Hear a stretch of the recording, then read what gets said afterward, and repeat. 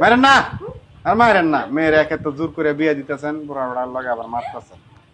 15 লক্ষ টাকা কাবিন ধার্য করিয়া 10 লক্ষ টাকা স্বর্ণবাবু উসল, 5 লক্ষ টাকা বাকি রাখিয়া উক্ত বিবাহে যদি আপনি আব্দুল মান্নানকে স্বামী হিসাবে মাইনা নেন, তাহলে একবার বলেন জোরে আলহামদুলিল্লাহ। বড় মজলিসে সবাই আমরা শুনি, দেরি করেন না, বলেন। ওনাকে যদি আপনি স্বামী হিসাবে মানেন মামুনি, তাহলে জোরে একবার বলেন আলহামদুলিল্লাহ, বলেন। আমি মানি না। সব কিছু হয়ে গেছে, অনকন মানি না, তাহলে কেমন হইব?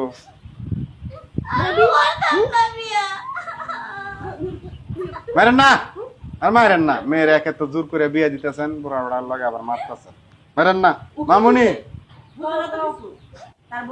জামাইয়ের অনেক টাকা পয়সা আছে, কান্নাকাটি করেন না। একদম চুপ, আমি যেটা কইরা শুনবি এক কথা নাই। মা তুমি পরে সারা জান লগে দিবা, আমি তারই বিয়া করব।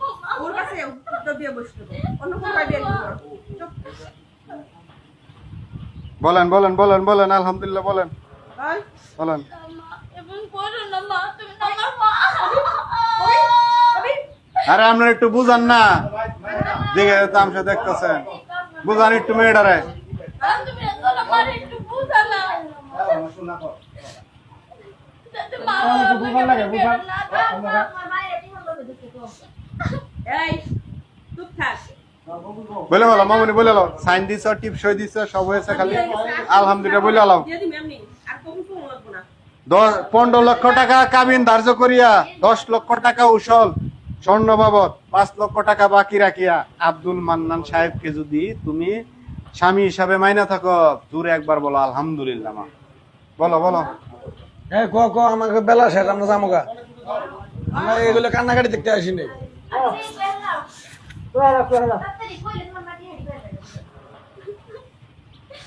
আল ফল কেউ কথা কেন না, তুমি শেষ কইরা দিলা। আল ফল কেউ কথা কেন না। দেখি মামুনি বলেন বলেন আলহামদুলিল্লাহ বলেন, ভাই কান্নাকাটি করে লাভ নাই। আমার কত দেখতেছ না। আপনার মেয়েরা রাজি করেন, তাড়াতাড়ি রাজি করেন।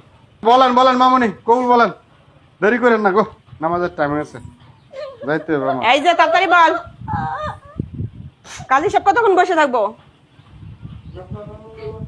মা বিয়েটা বাদ দিও না মা। সব পড়ানি শেষ, তোর কবুল কবো না, আমি এমনি তোরে দিয়ে দিব উড়াইয়া। কবুল আমার লাগবো না, এমনি দিয়ে দিব, লাগবো না আমার। আরে কবুল শোনা লাগবে, একবার বলেন। হ্যাঁ মা বলেন বলেন বলেন একবার বলেন আলহামদুলিল্লাহ। এই কবুল কর। বলতেছি মা, বলতেছি, আর এমন করো না মা।